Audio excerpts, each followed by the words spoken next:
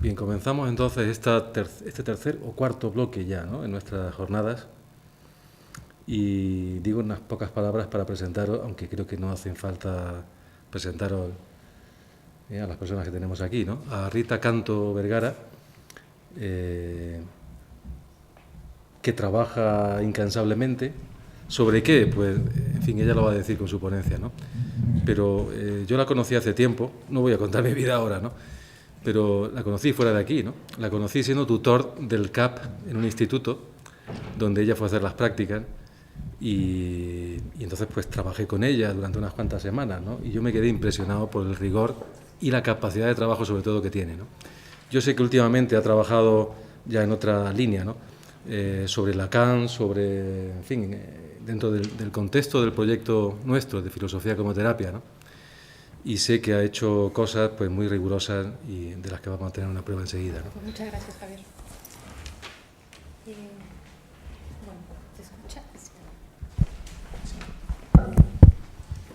Bueno, pues buenos días. El trabajo que yo voy a presentar hoy lleva como título Apuntes sobre la necesidad de una erótica en torno al alma social.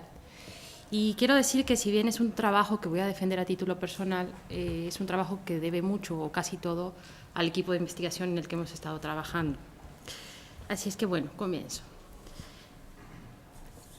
Hace 2 años, cuando Luis Sáez nos contagió de entusiasmo y nos invitó a pensar en torno al malestar que padecen las sociedades contemporáneas, nos dimos a la tarea de indagar la naturaleza de la enfermedad.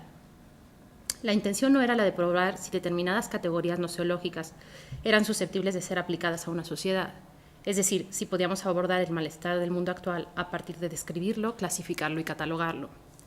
Fuimos más bien en otro sentido. Tras los pasos de Freud, la conexión con el psicoanálisis se tornó ineludible. Entonces quise probar si en algún lugar de las estructuras descritas por la tópica psicoanalítica se podía dar cuenta del malestar actual, lo que a su vez requería la actualización de esa tópica y por ello acudí a Lacan, quien a partir del pensamiento freudiano desarrolló unas coordenadas en las cuales he encontrado un lugar desde donde comprender los procesos enfermizos de la actualidad. Las enfermedades a las que me refiero no son un padecimiento del tipo ese tiene cáncer. Las enfermedades que investigamos tienen que ver con el problema de la identidad transmitida, del lazo social que se tiene o del que se carece, y como regla general se puede decir que son enfermedades del lenguaje y del deseo. Sin embargo, para llegar a sostener esto, hubo que sortear algunos problemas heredados del pensamiento binario, es decir, del pensamiento que solo ve 2 dimensiones y por lo general éstas suelen oponerse. Luego, por la división de un problema en 2, se opuso lo individual a lo social, y tuvimos que resolver si era posible aplicar a una sociedad nociones como neurosis, psicosis o adicción que en apariencia solo debían ser aplicadas a los individuos. Una de las cosas que he venido sosteniendo desde entonces es que las enfermedades del ámbito de lo mental no son en ningún sentido un asunto individual.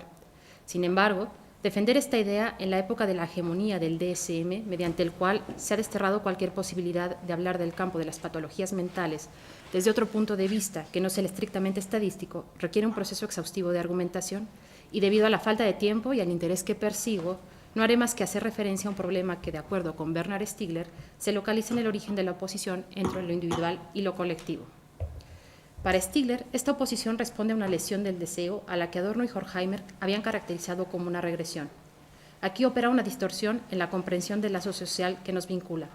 Esta distorsión se ha producido por la ruptura de la imagen especular y de su función narcisista como condición de posibilidad de la formación antropológica del individuo, que tanto para Simondon como para Stiegler se constituye a partir de un proceso siempre inacabado y siempre ligado a otros individuos que transita entre el yo, el nosotros y la técnica, donde la función de la especularidad es la del límite que no se puede franquear. Sin reflejo no hay límite, y en su ausencia sale a nuestro encuentro la organización de la inaccesibilidad del objeto que responde a un problema de la economía libidinal, es decir, a un problema de la sublimación o de cómo llevar a cabo nuestro deseo. De acuerdo con Stiegler, el sinsentido se ha impuesto de manera sistemática a través de diversas formas de lo que él ha llamado la explotación industrial de la pulsión, donde el problema de cómo llevar a cabo nuestro deseo ha dado paso a una forma extendida por doquier de lo que Gilles Deleuze describió como la bajeza, una fuerza capaz de anular el deseo. Para Adorno y Horkheimer, el capitalismo fabrica los modos de vida de los individuos. Aquí se enuncia ya el lazo entre la libido y el capital. Sin embargo, como advierte Stiegler, el problema de la Escuela de Frankfurt es que no llega a pensar la técnica al margen de los estereotipos heredados de la metafísica. Hay también una sublimación que es enfermedad y deseo de muerte, donde la corrupción del lazo social se presenta no tanto como una ruptura traumática con la realidad, sino como un exceso de identificación con esta. Para el capitalismo, este lazo se estructura a modo de una economía libidinal de la sublimación, pero de tal suerte que esa economía libidinal somete a los objetos del deseo al cálculo, es decir, a la desingularización, y en este punto la economía capitalista es hoy día autodestructiva, porque, cito a Stigler, se arruina a sí misma y también a todas las consistencias y con ello a las existencias y a los motivos de existir. Y precisamente en un texto anterior, Stigler dice que una existencia humana se construye y se proyecta en los objetos de consistencia, es decir, de sublimación, que son los objetos de amor en todas sus formas, cuya falta convierte a la existencia en pura subsistencia, y vivir en función de las subsistencias es lo que se llama consumismo, es tender a vivir y a pensar como los cerdos. 60 años después de la publicación de la dialéctica de la Ilustración y bajo los efectos de la desocialización de la economía, que comienza en la época de la Aufklärung, sigue vigente la observación de que no podemos más que demandar la mesura de la razón formada en la época de la Ilustración. Pasar al acto de la razón es hablar del acto de pensar a partir de la sombra de la razón. Y esta sombra, que es remedio y veneno a la vez, pone en evidencia el hecho de que una conciencia clara no puede surgir más que de un inconsciente siempre oscuro, al mismo tiempo en parte sombra y en parte fuego, es decir, luz. Porque detrás del problema de la razón y de la sinrazón, que no puede simplemente oponerse, se encuentra el juego y el rol del inconsciente que la Aufklärung no permite pensar. Es el juego de luces y de sombras del que Nietzsche habló algunos años antes que Freud.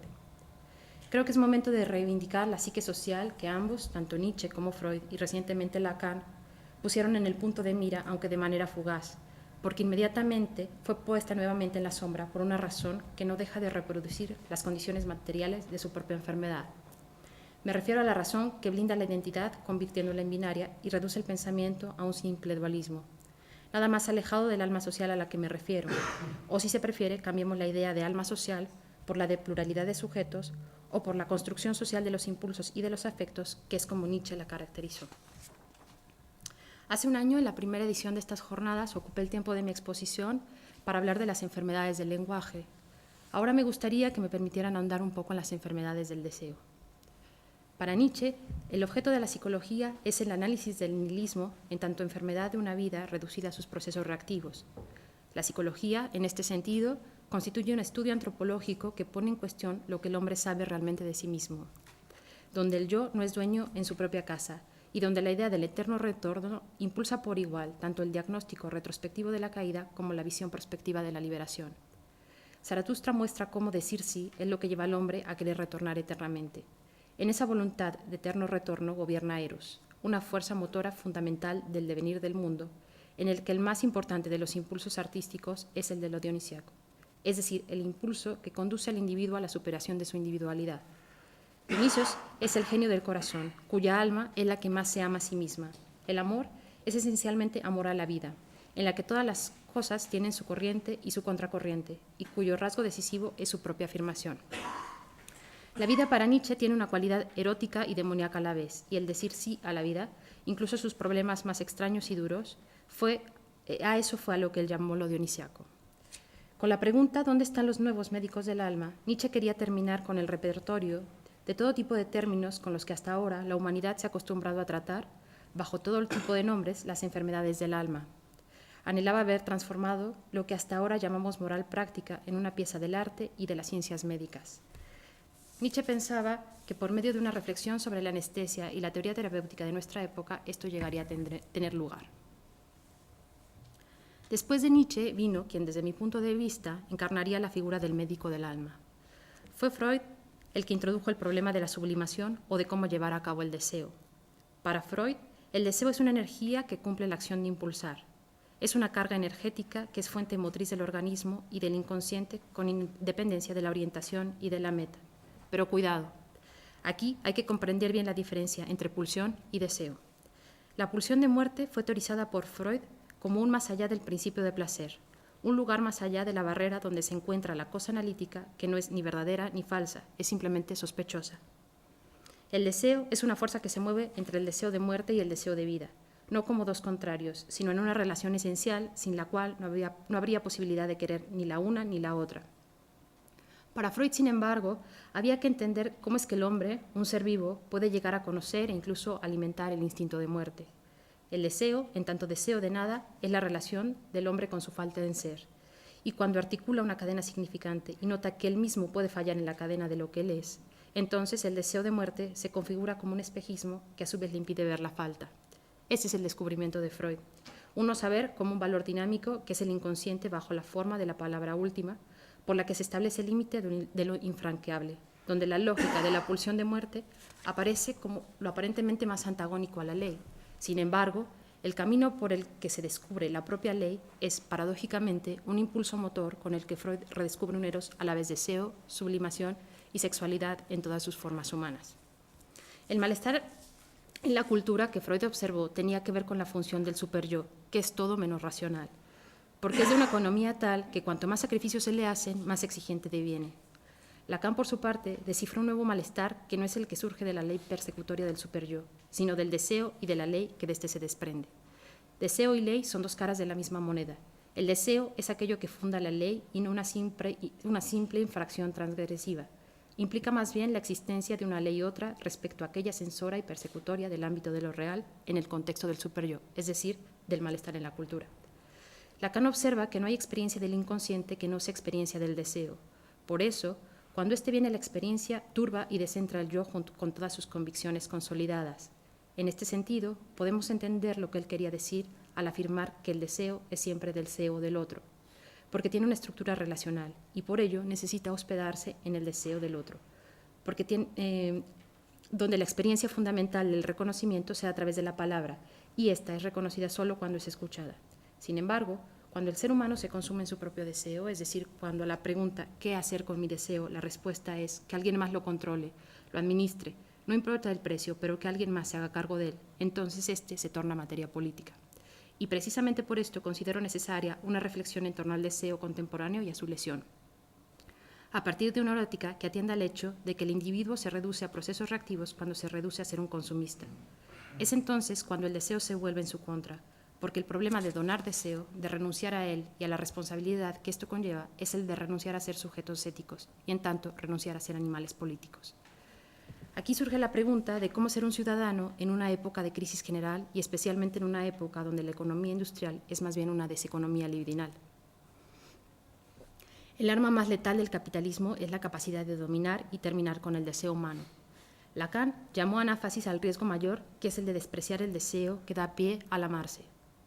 Si bien la propuesta de una erótica contempla la idea de un deseo inscrito en el significante que lejos de consumirnos lo repare, está siempre detrás la advertencia de Lacan de que no hay razón para que nos hagamos garantes del sueño burgués, porque el paso de la exigencia de la felicidad al plano político tiene consecuencias. Por un lado, una especie de puritanismo frente al deseo y por otro, su amputación, porque el ordenamiento de los bienes en el plano universal no resuelve el problema de la relación actual de cada hombre con su propio deseo.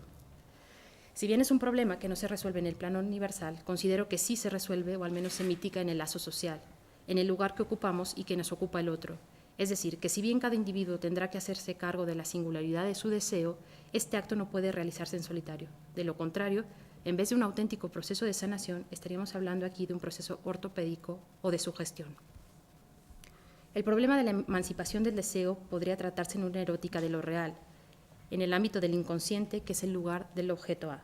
Sin embargo, en la sociedad contemporánea hay un rechazo sistemático del inconsciente, un rechazo que está contemplado en la biopolítica y que es fuente de un cambio en la clínica del vacío, y que es fuente de un cambio que en la clínica del vacío se anuncia como un cambio antropológico, el del hombre sin inconsciente.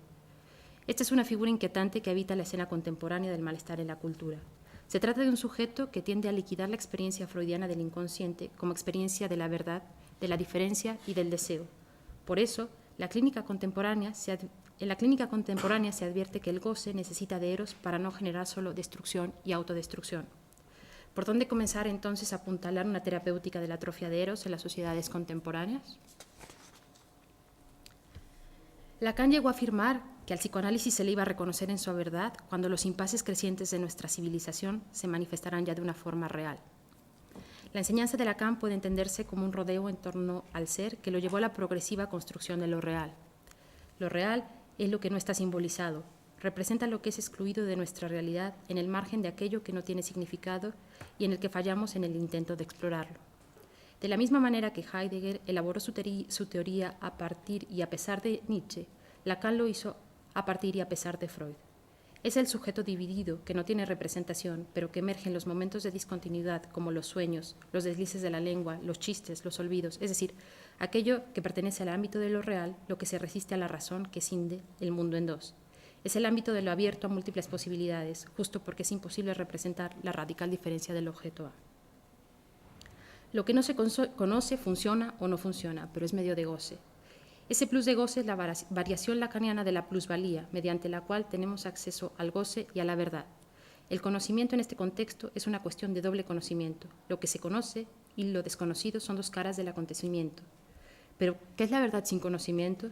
¿Y cómo podemos conocer sin conocimiento o sin saberlo? Aquí subyace la lógica del acertijo, donde la verdad como conocimiento es un medio dicho, y cada uno descifra ese acertijo de una manera particular dentro de muchas otras posibles respuestas, y mediante ese acto nos convertimos en lo que somos. Vivimos una época donde el saber deviene paulatinamente en sinsentido. Adorno pensaba que un saber sin objeto deviene en una sinrazón sistemática, y me pregunto si lo mismo podemos decir al respecto del amor en nuestra época, si el amor sin objeto deviene también en un sinsentido.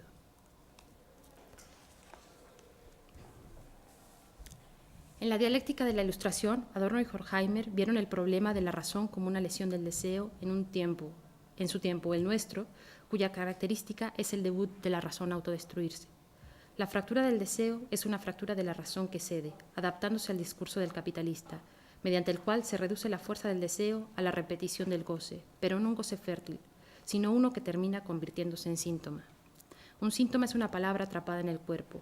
El síntoma está hecho de palabras y cuando éste se conecta con el resto de la cadena significante, entonces aparecerá su efecto. Para aliviar el dolor será necesario conectar las palabras atrapadas a la cadena significante para que un nuevo sentido emerja de ellas. Sin embargo, las cadenas son significados susceptibles de convertirse en cadenas materiales. En el siglo XVII, por ejemplo, las cadenas que sujetaban a los locos a la pared fueron sustituidas por camisas de fuerza. Y esto no sucedió gracias a la llamada Revolución de Pinel, motivada por una supuesta acción filantrópica que perseguía la emancipación y la apertura de una nueva comprensión de la locura. Fue más bien por un cambio en las cadenas significantes, que se transitó de una forma antigua de sujeción a otra nueva. Sin embargo, cuando las cadenas significantes son susceptibles de convertirse en nuevas cadenas, también se abre la posibilidad de rebasar el trasfondo metafísico que subyace la dicotomía binaria razón sin razón. Pero ¿cómo pasar de un lugar a otro? A toda oposición que no permite ver más que una sola cara de la moneda, subyace una cadena significante que cinde el mundo en dos. Estas son las cadenas de la metafísica de la presencia y sus múltiples manifestaciones en relaciones de voluntad de poder que anegan el deseo hasta reducirlo al deseo de muerte, apartando con ello toda posibilidad de individuación, porque en la negación de Eros se rompe el vínculo con el otro. Sin Eros, el ámbito del nosotros está larvado. Ahí es donde se recrea el nuevo malestar en la cultura, donde se producen las nuevas enfermedades del alma. Actualmente, Massimo Recalcati, en la capital de la moda europea, intenta tratar las enfermedades de un estilo de vida impuesto por el discurso capitalista, que gana terreno haciéndose con el cuerpo, en este caso con el cuerpo de las mujeres, que buscan enfundarse en una prenda cada vez más y más pequeña. El discurso del capitalista, nos dice Recalcati, es como una máquina del goce que prescinde de la dialéctica de la represión, donde la potencia de la pulsión de muerte es una potencia que rompe las barreras de Eros. Por eso, la clínica contemporánea es una clínica menos del deseo y más del instinto de muerte. ¿Qué nos queda entonces? ¿Rendirnos ante la evidencia? Para Recalcati, la paradoja del hiperhedonismo de nuestra época es que la pulsión aparece dotada de una potencia infinita, afirmándose como finalmente libre y desvinculada del límite de la ley. Pero esta libertad no genera ninguna satisfacción. Es, dice, una libertad vacía, triste, infeliz, apáticamente frívola. Lo vemos en nuestra práctica clínica, lo vemos en nuestra común expresión del mundo. Para Freud, la energía libidinal es limitada y precisamente porque es ilimitada podemos funcionar. El fantasma de que mi energía es ilimitada no es más que una ficción, pero sin esta ficción no habría ningún deseo. Sin esta ficción, es decir, sin este defecto originario que es la ficción del deseo, nosotros somos imposibles. Es evidente que hay algo del orden del deseo humano que falla en las sociedades contemporáneas, donde la voluntad de poder resuena como pulsión de muerte. Lo que se encuentra a la base del malestar es el regreso de lo mismo. Sin embargo, aquí habrá que recordar que el eterno retorno no es el retorno de lo mismo. En él, la pulsión de muerte es expulsada por el movimiento del eterno retorno. Eros solo puede ser movido en la repetición que Tánatos le dona. La transgresión freudiana tiene que ver con el tratamiento del deseo humano. Lacan retoma esta apuesta y eleva el deseo al orden de lo simbólico, distinguiéndolo así del deseo de goce. Esta distinción lleva a algunos a localizar en lo real el lugar de la ética, y en este caso de la erótica. Este es el trabajo que se encuentra ampliamente inconcluso, pensar con Freud y después de Freud, aunque debemos a Deleuze el haber rescatado los restos del deseo que la tradición filosófica del siglo XX sepultó al confundir el deseo con la pulsión. Voy terminando.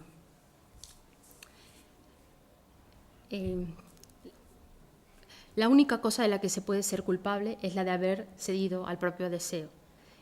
Esta frase de Lacan se puede leer como un llamado a la necesidad de construir una erótica consagrada a recuperar la función del deseo humano, restituir la capacidad de desear, de decir sí a la vida y poder decir no a la esclavitud que se nos impone bajo la máscara del goce, hace indispensable una erótica, porque el amor es aquello que mantiene convergente el deseo y el goce.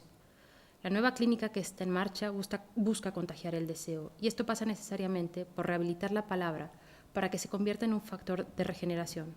Por eso, Recalcati dice que la levadura del deseo se siembra solo por el contagio, por infección, por la vía accidentada e impredecible del testimonio. La cura, después de haber transitado por un estado psicótico, se juega en la posibilidad de reencadenarse, en la posibilidad de encontrar nuevas formas de atar sentido, de darse un sentido. Sin embargo, el problema ya no se presenta bajo los signos positivos de la psicosis como las alucinaciones y los delirios. El problema se presenta sin estos signos porque culturalmente han sido forcluidos por el régimen psicototalitario, donde la pulsión de muerte se vende como la marca del bienestar y del espectáculo. ¿De qué buscamos distraernos? Del hecho que Nietzsche denunció, de la voluntad de muerte que es voluntad de esclavitud. Muy probablemente las nuevas psicosis no pasarán al acto. No habrá esa inquietante posibilidad de pasar al acto en el fértil terreno de lo real y decidir entonces qué hacer, qué lugar dar a nuestro deseo. Lejos de cualquier posibilidad de simbolización, será como un pasaje al acto perpetuo, porque no marcará un antes y un después de la vida. Será un pasaje realizándose eternamente como un motor inmóvil, en apariencia movido por la pulsión de muerte, pero eternamente estático.